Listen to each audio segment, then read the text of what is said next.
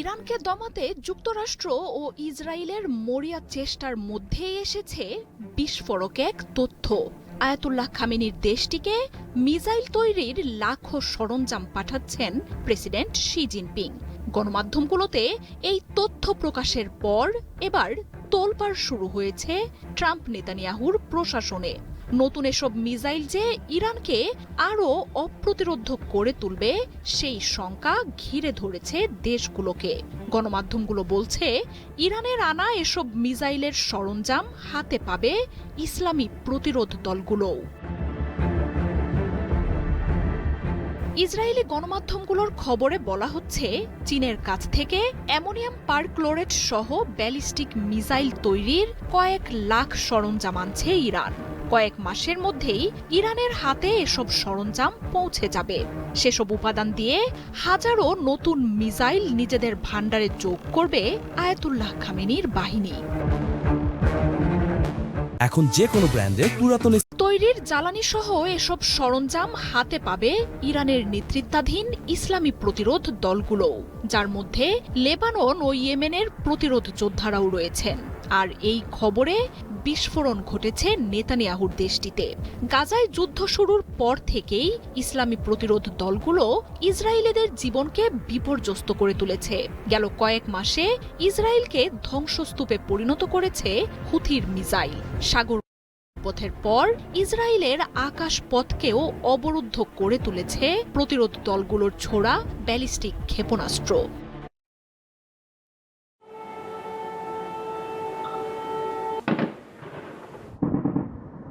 একের পর এক বিস্ফোরণ, সাইরেনের শব্দ প্রতিধ্বনিত হচ্ছে ইউক্রেনের রাজধানী কিয়েভ জুড়ে। সম্প্রতি রাশিয়ার বিমান ঘাঁটিতে বোমারু এয়ারক্রাফট লক্ষ্য করে কৌশলগত ড্রোন হামলা চালায় ইউক্রেন। উড়িয়ে দেয়া হয় ক্রিমিয়া ও মস্কোর সংযোগ সেতুও। এর পরপরই ক্রেমলিন মুখপাত্র বলেছিলেন, রুশ ভূখণ্ডে ইউক্রেনের এই সন্ত্রাসী অভিযানের দাঁত ভাঙা জবাব দেবে মস্কো। বৃহস্পতিবার মধ্যরাতে তারই এক ঝলক দেখলেন কিয়েভবাসী। ইউক্রেনের রাজধানী ছাড়াও এদিন দেশটির পশ্চিমাঞ্চলে কয়েক দফায় ড্রোন হামলা চালিয়েছে রাশিয়া। উত্তর পশ্চিমাঞ্চলে আঘাত এনেছে রুশ বিমান বাহিনীর 15টি ড্রোন ও 6টি মিসাইল। এতে বেসামরিক নাগরিকদের প্রাণহানির পাশাপাশি সাময়িকভাবে অচল হয়ে পড়ে কিয়েভের একটি রেল স্টেশন। রয়টার্স নিশ্চিত করেছে, রুশ বিমান ঘাঁটিতে হামলার জবাবে ক্রেমলিন যে পাল্টা হামলা চালাবে তা আগে থেকেই জানত হোয়াইট হাউস। 4 জুন ফোন আলাপে মার্কিন প্রেসিডেন্টকে এই তথ্য দিয়েছেন খোদ ভ্লাদিমির পুতিন। কিয়েভ ছাড়াও রিন লিকুইড পাওয়া যাচ্ছে 50 টাকা ছাড়ে এখন মাত্র 220 টাকায়। চেয়ারপারসনের কার্যালয়ে স্থায়ী কমিটির জরুরি বৈঠক হবে। ভার্চুয়ালি নেতৃত্ব দিবেন দলের ভারপ্রাপ্ত চেয়ারম্যান তারেক রহমান। সেখান থেকে বিস্তারিত জানাতে যুক্ত হয়েছেন সহকর্মী মুজাহিদ শুভ। সরাসরি যুক্ত হচ্ছে তার সঙ্গে। শুভ, বিএনপির প্রতিক্রিয়ার বিস্তারিত জানাবেন এবং বিএনপির জরুরি বৈঠকটি শুরু হয়েছে কিনা, এবং এই যে আজ যেহেতু প্রধান উপদেষ্টা নির্বাচনের দিনক্ষণ ঘোষণা করলেন, সেই বিষয়ে বিএনপি কিছু আলোচনায় স্থান পাবে কিনা বিস্তারিত বলবেন।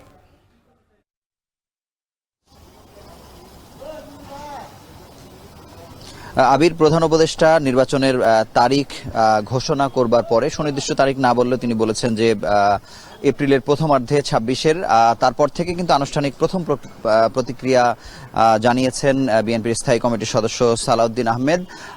তিনি যদিও বলেছেন যে এখানে জন আকাঙ্ক্ষা বা জনগণের আকাঙ্ক্ষা পূরণ হয়নি, কিন্তু এর পরপরই আমরা জানলাম যে 9টার সময় জরুরি বৈঠক তারেক রহমানের নেতৃত্বে। কিন্তু আমরা বেগম জিয়ার যে কার্যালয়, গুলশানের চেয়ারপারসনের কার্যালয়ের কাছে এসেছি। আমরা এখন পর্যন্ত কিন্তু কাউকে, বিএনপির স্থায়ী কমিটির কোনো সদস্যকে এখানে যেমন আসতে দেখিনি, এবং এখানে যারা আছেন তারা কিন্তু বলেছেন যে তারা এই ধরনের মিটিংয়ের কোনো খবর আসলে জানেন না। যদিও এই মিটিংগুলো সাধারণত ভার্চুয়ালি হয়ে থাকে, সেই তাদের কথা অনুযায়ী আমরা বুঝছি যে এই মিটিংটি হয়তো 9টার পরে আসলে শুরু হয়েছে। তবে গণমাধ্যম কর্মীরা কিছুক্ষণের জন্য এখানে ভিড় করেছিলেন। তাদের কেউ কেউ স্থায়ী কমিটির অপর একজন সদস্য মেজর অবসরপ্রাপ্ত হাফিজ ওনার বাসায় গেছেন।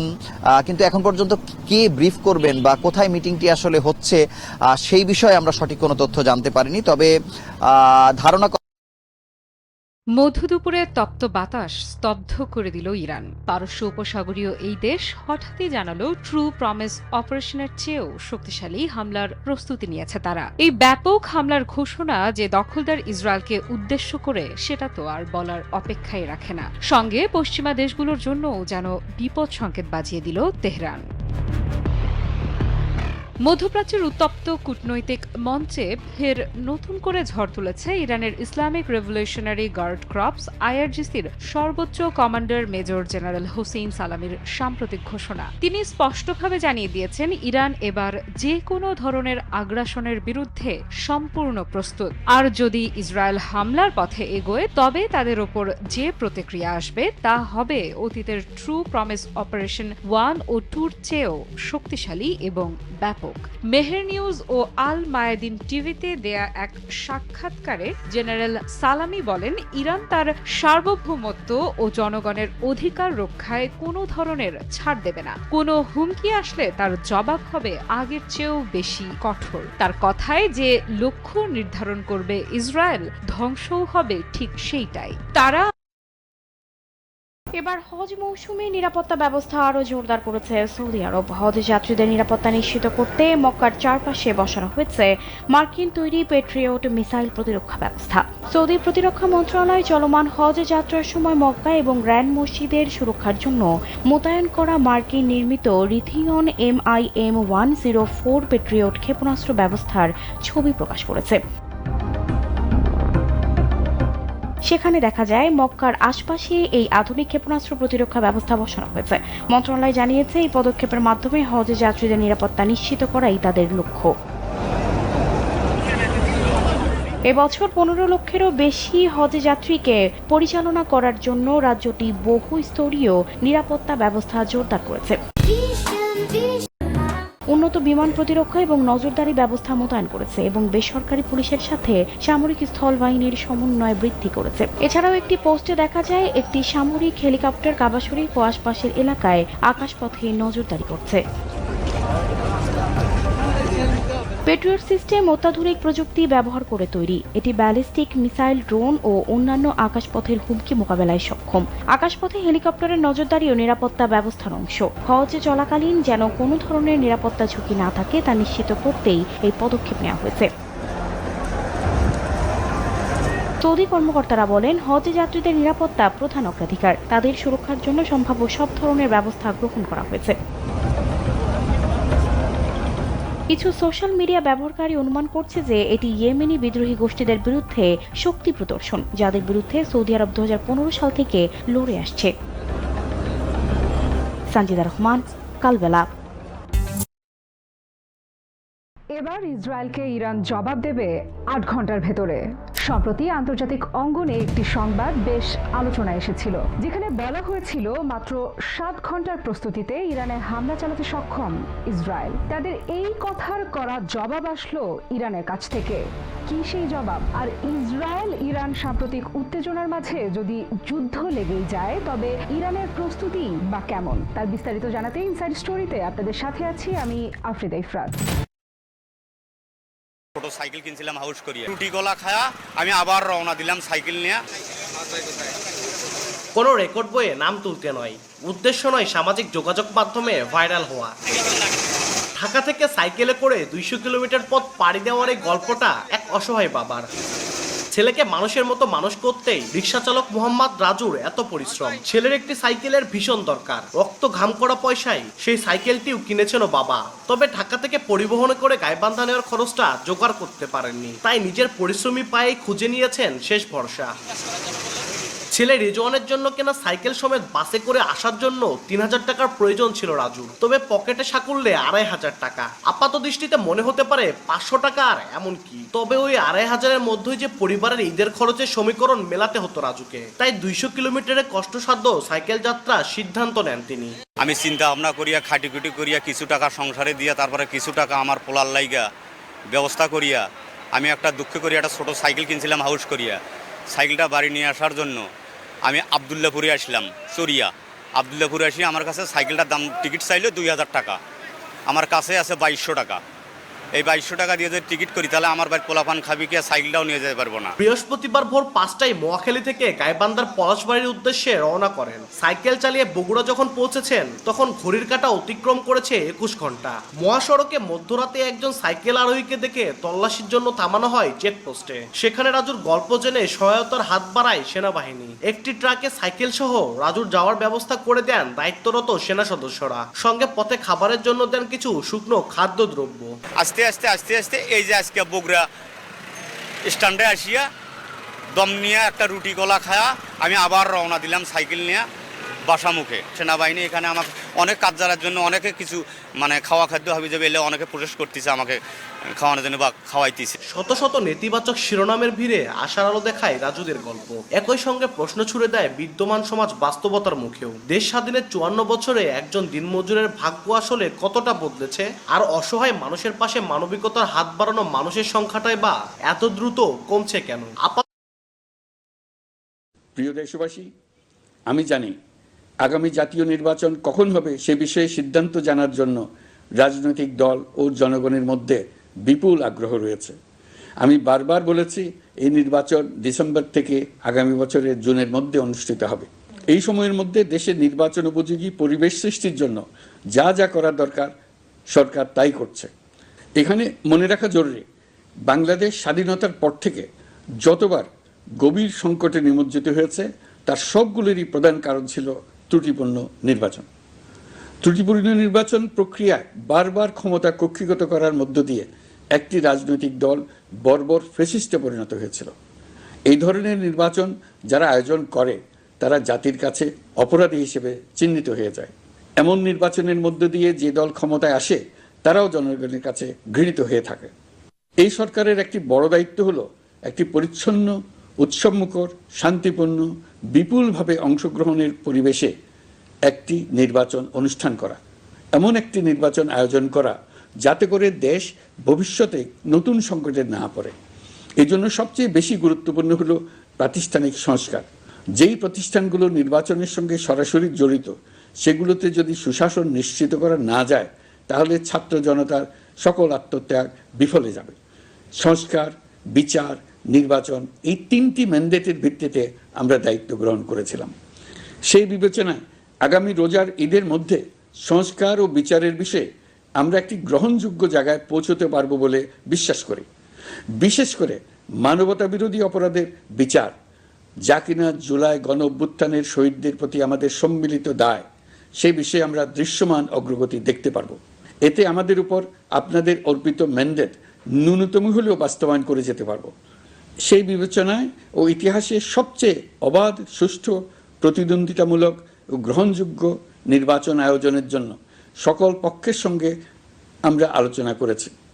পাশাপাশি বিচার, সংস্কার ও নির্বাচন সংক্রান্ত চলমান সংস্কার কার্যক্রম পর্যালোচনা করে আমি আজ দেশবাসীর কাছে ঘোষণা করছি যে আগামী জাতীয় নির্বাচন 2026 সালের এপ্রিলের প্রথমার্ধের যে কোনো একটি দিনে অনুষ্ঠিত হবে।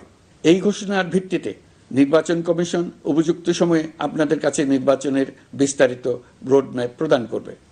আমরা এমন নির্বাচন চাই যা দেখে অভ্যুত্থানের শহীদদের আত্মা তৃপ্তি পাবে, তাদের আত্মা শান্তি পাবে। আমরা চাই আগামী নির্বাচনে সবচেয়ে বেশি ভোটার, সবচেয়ে বেশি প্রার্থী ও দল অংশ নেক। এটা সবচেয়ে অবাধ, সুষ্ঠু ও নিরপেক্ষ নির্বাচন হিসেবে জাতির কাছে স্মরণীয় হয়ে থাকুক। 1.5 যুগ পরে দেশে সত্যিকারের একটি জনপ্রতিনিধিত্বশীল সংসদ গঠিত হবে। বিপুল তরুণ গোষ্ঠী এবার জীবনে প্রথম ভোট দেওয়ার সুযোগ পাবে। এসব লক্ষ্যে প্রয়োজনীয় সকল পদক্ষেপ নেওয়ার জন্য আমরা জাতির কাছে অঙ্গীকারবদ্ধ। আমি দেশবাসীর প্রতি আহ্বান জানাই, আপনারা সকল রাজনৈতিক দল এবং আপনাদের এলাকার প্রার্থীদের কাছ থেকে সুনির্দিষ্ট অঙ্গীকার আদায় করে নেবেন, যেন আগামী সংসদের প্রথম অধিবেশনেই যেসব সংস্কারের প্রশ্নে ঐকমত্য অর্জিত হয়েছে তা কোনো প্রকার কাটাছেঁড়া ছাড়াই যেন তারা অনুমোদন করেন। আপনারা ওয়াদা আদায় করে নেবেন যে তারা বাংলাদেশের স্বাধীনতা, সার্বভৌমত্ব, আঞ্চলিক অখণ্ডতা এবং জাতীয় মর্যাদার প্রশ্নে কখনো কোনো প্রকার আপোষ করবেন না এবং দেশের বাইরের কোনো শক্তির কাছে দেশের স্বার্থ বিকিয়ে দেবেন না। আপনারা তাদের কাছে সুনির্দিষ্ট প্রতিশ্রুতি আদায় করে নেবেন এই মর্মে যে তারা কখনোই কোনো অবস্থাতেই আপনাদের গণতান্ত্রিক অধিকার ও মানবিক মর্যাদার ক্ষুণ্ণ করবেন না। আপনারা তাদের কাছে অঙ্গীকার আদায় করে নেবেন যে তারা সম্পূর্ণ সততা ও স্বচ্ছতার সাথে দেশ পরিচালনা করবেন এবং সকল প্রকার দুর্নীতি, দলীয়করণ, টেন্ডারবাজি, সিন্ডিকেটবাজি, চাঁদাবাজি, সন্ত্রাসী কর্মকাণ্ড ইত্যাদি গণবিরোধী কাজ থেকে নিজেদেরকে সম্পূর্ণভাবে মুক্ত রাখবেন। আমি আপনাদের আবারও স্মরণ করিয়ে দিতে চাই যে এবারের নির্বাচন শুধু শান্তিপূর্ণ নির্বাচন করার বিষয় নয়, এটা ছাত্র জনতার অভ্যুত্থানের আকাঙ্ক্ষা নতুন বাংলাদেশ গড়ার নির্বাচন। এই নির্বাচনে পরিচিত দলগুলিই থাকবে, তাদের পরিচিত মার্কাগুলিই থাকবে, কিন্তু ভোটারকে বের করে আনতে হবে যে এই মার্কার পেছনে আপনার কাছে ভোট প্রার্থীরা কে কতটুকু নতুন বাংলাদেশ গড়ার জন্য প্রস্তুত, কে কতটা প্রতিজ্ঞাবদ্ধ। আমরা যারা এই নির্বাচনে ভোটার হব তারা অত্যন্ত সৌভাগ্যবান এবং সৌভাগ্যবতী। আমরা একটা অনন্য ঐতিহাসিক ভূমিকা পালনের সুযোগ ও দায়িত্ব পাচ্ছি। আমরা জাতির নতুন যাত্রাপথ তৈরি করে দেওয়ার দায়িত্ব পাচ্ছি। আমরা নতুন রাজনৈতিক সংস্কৃতি সৃষ্টির মহান সুযোগটা পাচ্ছি। আমাদের সুচিন্তিত ভোটের মাধ্যমে নতুন বাংলাদেশ নির্মিত হবে, শহীদদের রক্তদান সার্থক হবে। আশা করি বিষয়টা নিয়ে চিন্তা ভাবনা করেই সবাই ভোট কেন্দ্রে যাব এবং দৃঢ়প্রত্যয়ে ভোট দেব। এখন থেকে ভাবনা চিন্তা শুরু করুন, আলোচনা শুরু করুন। এখন থেকে আপনাদের ভোটের গুরুত্বটা বুঝে নিন। আপনার এবারের ভোটের গুরুত্ব ঐতিহাসিক মানদণ্ডে দেখা হবে। প্রিয় দেশবাসী, আমাদের সবসময় মনে রাখতে হবে পতিত ফ্যাসিবাদ ও তার দেশি বিদেশি দোসররা নতুন বাংলাদেশ গড়ার সম্মিলিত প্রচেষ্টাকে পদে পদে বাধাগ্রস্ত করার চেষ্টা চালিয়ে যাচ্ছে। তারা নানামুখী অপপ্রচারে লিপ্ত। তারা সবসময় চাইবে জুলাই অভ্যুত্থানের মাধ্যমে তৈরি হওয়া জাতীয় ঐক্যের শক্তিকে পরাভূত করতে, গণতান্ত্রিক আকাঙ্ক্ষা বাস্তবায়নের প্রচেষ্টাকে লাইনচ্যুত করতে এবং বাংলাদেশকে পুনরায় করায়ত্ত করতে। আমি আগেও বলেছি, আজ আবারও বলছি, আমরা একটা যুদ্ধ অবস্থায় আছি। এখন আমাদের একতাবদ্ধ থাকতে হবে যে কোনো মূল্যে। পরাজিত শক্তি এবং তাদের সহযোগীরা ওত পেতে বসে আছে আমাদের ছোবল মারার জন্য, আমাদের অগ্রযাত্রাকে রুখে দেওয়ার জন্য। আমরা তাদের কিছুতেই এই সুযোগ দেব না। আসুন আমরা আমাদের সম্মিলিত প্রচেষ্টায় প্রিয় মাতৃভূমির স্বাধীনতা, সার্বভৌমত্ব, আঞ্চলিক অখণ্ডতা ও জাতীয় মর্যাদার বিরুদ্ধে যে কোনো আঘাত প্রতিহত করার উদ্দেশ্যে প্রতিরোধের ঐক্যবদ্ধ সুদৃঢ় প্রাচীর গড়ে তুলি। প্রিয় দেশবাসী, সবাইকে আবার ঈদের শুভেচ্ছা ও সালাম জানাচ্ছি। মহান আল্লাহ আমাদের সহায় হন।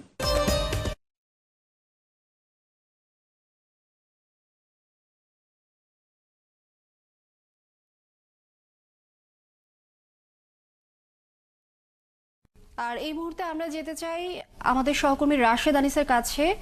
প্রধান উপদেষ্টার বক্তব্যের প্রেক্ষাপটে এনসিপি তাদের মতামত জানিয়েছেন, সে বিষয়ে জানব।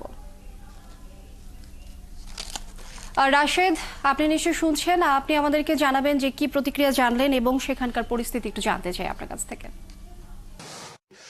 সেটি ঘোষণা করা হলো, সেই বিষয়ে আসলে আপনাদের মন্তব্যটা।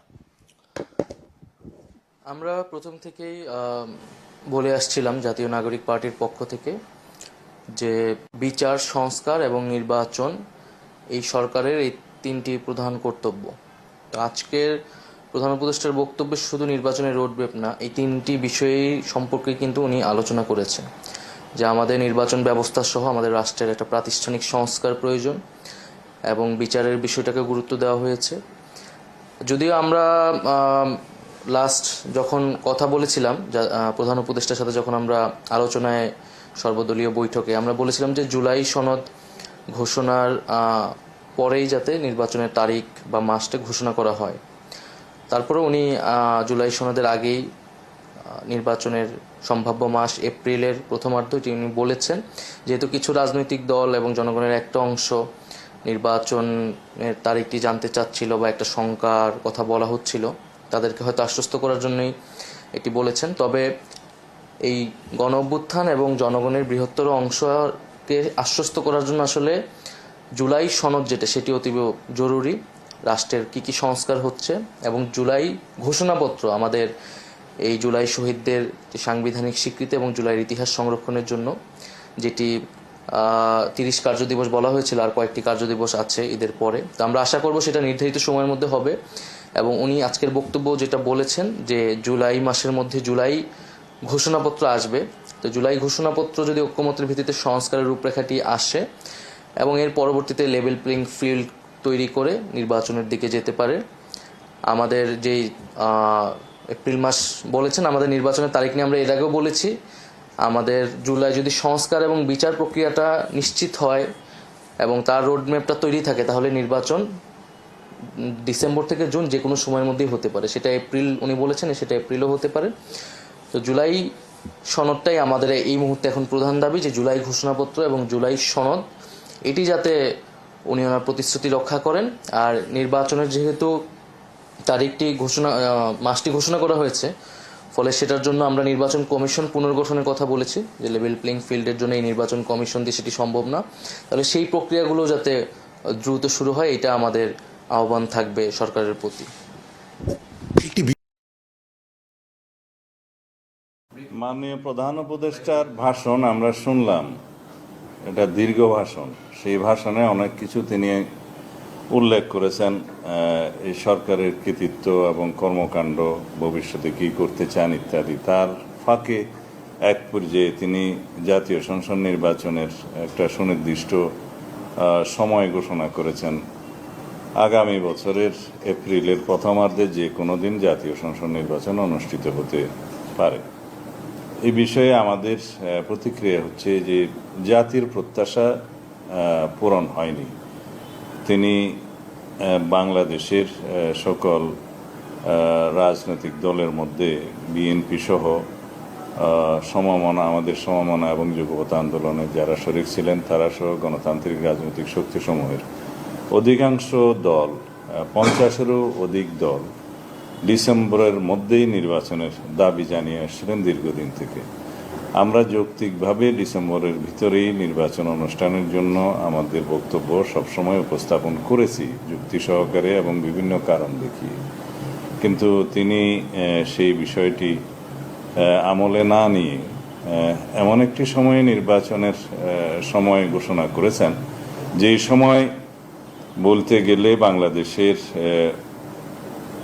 একটা সময় পাবলিক পরীক্ষা থাকে এবং আবহাওয়া সঠিক থাকে না। আর আমাদের জানা মতে ফেব্রুয়ারির 16, 17 অথবা 18 তারিখের দিকে পবিত্র রমজান মাস শুরু হবে।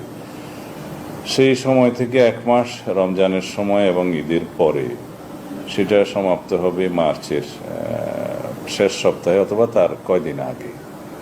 তাহলে এপ্রিলের প্রথমার্ধে যদি নির্বাচন অনুষ্ঠান করতে হয়, তাহলে 45 দিন যে সময়সীমা লাগে তফসিল ঘোষণার পর থেকে নির্বাচন অনুষ্ঠান পর্যন্ত, সেটা রমজানের মধ্যেই তাহলে ক্যাম্পেইন করতে হবে। এটা একটা অযৌক্তিক ধারণা। দ্বিতীয় হচ্ছে পাবলিক পরীক্ষাসমূহ আমাদের দেশে এসএসসি এগুলো সেই সময় হয়।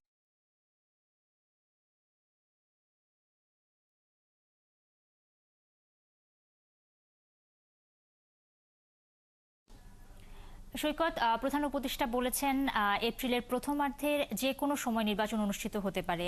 এই বিষয় নিয়ে সাধারণ মানুষ আসলে সাথে কথা বলেছি কারণ বাজার যারা আছে। আমি এক ভাইয়ের কাছে যাব, যদি ভাই একটু বলতেন, ইউনূস সাহেব, ডক্টর মোহাম্মদ ইউনূস, তিনি যেই আজকে ঘোষণা দিলেন যে আগামী এপ্রিলের প্রথম সপ্তাহে নির্বাচন, এই বিষয়টাকে আপনি কিভাবে দেখছেন? অবশ্যই আমি এটাকে স্বাগত জানাই।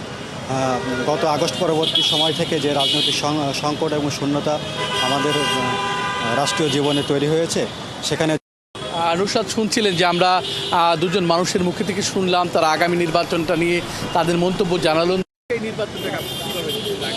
নির্বাচন হওয়াটা দরকার, কারণ দেশের অবস্থা অগোছালো আছে। নির্বাচনটা হলে সবকিছু আমি মনে করি যে সুষ্ঠুভাবে পরিচালনা করা সম্ভব।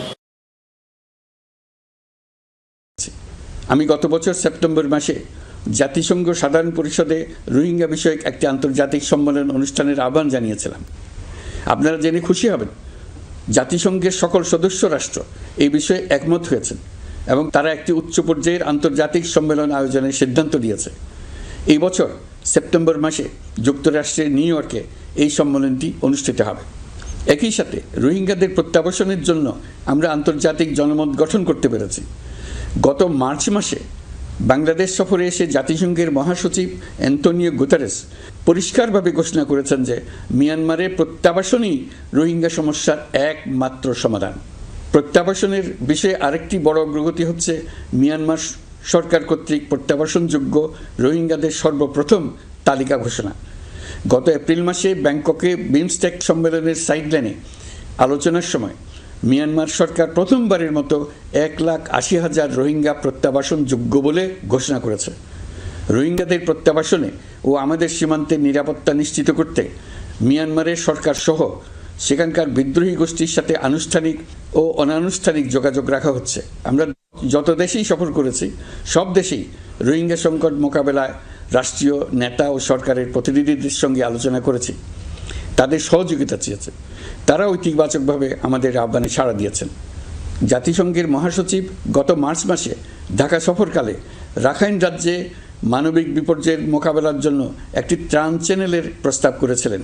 তিনি বলেছিলেন এই প্রস্তাবটি রোহিঙ্গাদের প্রত্যাবাসনে সহায়ক হবে। বিষয়টি প্রস্তাব পর্যায়ে রয়ে গেছে। আমরা লক্ষ্য করেছি রাখাইনের জন্য বাংলাদেশ করিডোর দিয়ে দিয়েছে বলে একটা অপপ্রচার চালানো হচ্ছে। আমি সুস্পষ্টভাবে বলছি এটা সর্বৈব মিথ্যা। এটা চিলে কান নিয়ে যাওয়ার গল্প।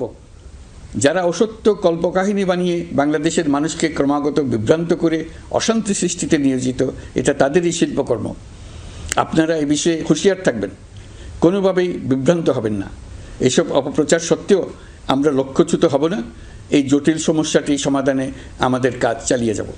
প্রিয় দেশবাসী, আগামী মাসে জুলাই গণ অভ্যুত্থানের বছর পূর্ণ হবে। যাদের আত্মত্যাগের কারণে এই অভ্যুত্থান সম্ভব হলো, আমরা তাদেরকে এবং তাদের পরিবারকে প্রতি মুহূর্তে আমাদের দৃষ্টিতে রেখেছি। তাদের জন্য নানা কর্মসূচি আমরা বাস্তবায়ন করে চলেছি। এখন পর্যন্ত 834টি শহীদ পরিবারের মধ্যে 630টি শহীদ পরিবারকে 10 লক্ষ টাকা করে 63 কোটি টাকার সঞ্চয়পত্রের জন্য ব্যাংক চেক দেওয়া হয়েছে। অবশিষ্ট যারা আছেন তাদের ওয়ারিশ নির্ধারণ সংক্রান্ত বিষয়গুলি নিষ্পত্তি সাপেক্ষে সঞ্চয়পত্র দেওয়া হবে। এর পাশাপাশি গণ অভ্যুত্থানে আহত প্রায় 12,500 জনকে 106 কোটি টাকা দেওয়া হয়েছে। গণ অভ্যুত্থানে আহতদের মধ্যে সরকারি বেসরকারি বিভিন্ন হাসপাতালে এই পর্যন্ত 15,393 জন চিকিৎসা গ্রহণ করেছেন। স্বাস্থ্যসেবা বিভাগের মাধ্যমে 40 জন আর মুক্তিযুদ্ধ বিষয়ক মন্ত্রণালয়ের মাধ্যমে 11 জনকে উন্নত চিকিৎসার জন্য সিঙ্গাপুর, থাইল্যান্ড ও রাশিয়া পাঠানো হয়েছে। তাদের চিকিৎসা বাবদ এই পর্যন্ত সরকার 61 কোটি টাকা ব্যয় করেছে এবং এই ব্যয় অব্যাহত আছে। আরও 28 জন জুলাই যোদ্ধাকে উন্নত চিকিৎসার জন্য সিঙ্গাপুর, থাইল্যান্ড ও তুরস্কে পাঠানোর প্রক্রিয়া চলছে। এখন পর্যন্ত বিভিন্ন হাসপাতালে চিকিৎসাধীনদের যুক্তরাজ্য, যুক্তরাষ্ট্র, ফ্রান্স, সিঙ্গাপুর, থাইল্যান্ড, চীন, মালয়েশিয়া ও নেপাল থেকে 26 জন বিশেষজ্ঞ চিকিৎসক এসে বিনামূল্যে চিকিৎসা দিয়েছেন। এই চিকিৎসকবৃন্দ শুধু যাতায়াত খরচ গ্রহণ করেছেন, এর বেশি কিছু তারা গ্রহণ করতে চান নাই। আমরা তাদের প্রতি কৃতজ্ঞ। এই পর্যন্ত শহীদ পরিবারগুলোকে সঞ্চয়পত্র প্রদান, আহত ব্যক্তিদের চিকিৎসা ও চেক প্রদান বাবদ সরকার মোট 285 কোটি টাকা ব্যয় করেছে। প্রিয় দেশবাসী, আমি শুরু থেকেই বলেছি পতিত স্বৈরাচার বাংলাদেশকে যেভাবে ধ্বংসস্তূপ বানিয়েছে, সেখান থেকে নতুন করে যাত্রা শুরু করতে হলে ন্যূনতম 3টি আবশ্যিক কাজ সম্পন্ন করতে হবে। প্রথমত, বিচার ও জবাবদিহিতা প্রতিষ্ঠার উদ্যোগ দৃশ্যমান করে তোলা। দ্বিতীয়ত, রাষ্ট্রের গণতান্ত্রিক পুনর্গঠন ও প্রাতিষ্ঠানিক কাঠামোর সংস্কার সাধনে প্রয়োজনীয় ঐক্যমত ও পথনকশা তৈরি করা।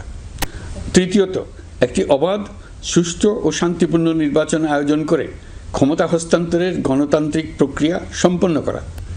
এই লক্ষ্যে ধ্বংসপ্রাপ্ত নির্বাচন ব্যবস্থাকে স্থায়ীভাবে সংস্কার করা। এই 3টি ম্যান্ডেট হচ্ছে দেশবাসীর সাথে আমাদের চুক্তি। 24-এর শহীদের রক্তে ভেজা এই চুক্তি আপনাদের সার্বিক সমর্থন, আস্থা ও সহযোগিতা নিয়ে এবং পতিত শক্তি ও তার দোসরদের সৃষ্ট সকল বাধা বিপত্তিকে পরাভূত করে আমরা সম্মিলিতভাবে বাস্তবায়ন করতে সক্ষম হব বলে আমার দৃঢ় বিশ্বাস।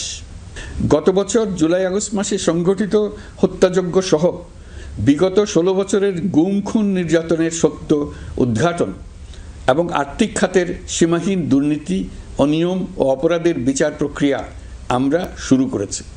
মানবতা বিরোধী অপরাধের বিচারের জন্য আন্তর্জাতিক অপরাধ ট্রাইব্যুনাল গঠনের পর প্রসিকিউশন টিম গঠন ও তদন্ত কর্মকর্তা নিয়োগের পাশাপাশি বিচারিক কার্যক্রম পরিচালনা প্রক্রিয়াধীন ছিল। যত দ্রুত সম্ভব বিচার কাজ শুরুর ব্যাপারে আমরা আশাবাদী ছিলাম। আপনারা জানেন, জুলাইয়ে সংঘটিত হত্যাযজ্ঞের বিচার ইতোমধ্যে শুরু হয়ে গেছে। বিচার কাজ যেন দ্রুত গতিতে সম্পন্ন হয় সেজন্য সরকারের পক্ষ থেকে যত রকম সহযোগিতা প্রয়োজন আমরা তা দিচ্ছি।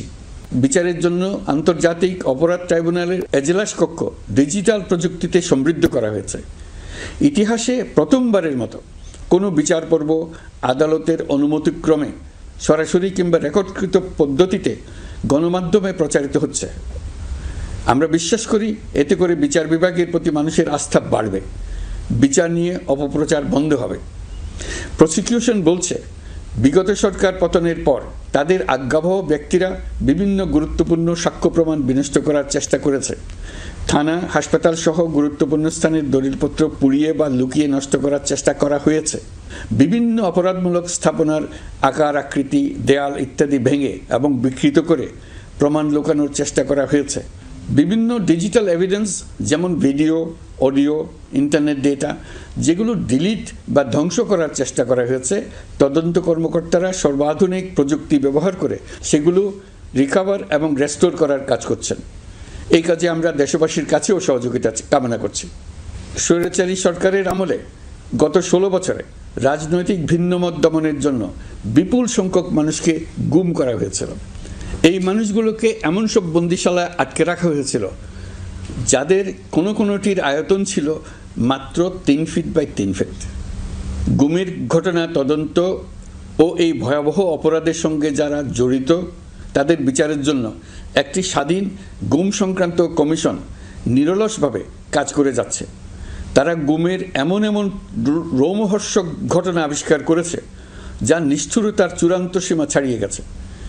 মানুষকে পেট কেটে সিমেন্টের বস্তা ঢুকিয়ে নদীতে ডুবিয়ে দেওয়া হতো, ইনজেকশন দিয়ে অজ্ঞান করে জ্বলন্ত ইটভাটায় নিক্ষেপ করা হতো, ট্রেন ও গাড়ির নিচে ছুঁড়ে ফেলা হতো। কমিশন এখন পর্যন্ত 2টি অন্তর্বর্তীকালীন প্রতিবেদন জমা দিয়েছে। তারা এখনও প্রতিনিয়ত নতুন অভিযোগ পাচ্ছে। ইতিমধ্যে গুমের তদন্ত কার্যক্রমের জন্য ঢাকা শহরের 3টি, চাঁপাইনবাবগঞ্জ ও বগুড়া জেলায় 3টি গুমের কেন্দ্র পরিদর্শন ও সাক্ষ্য গ্রহণ করা হয়েছে।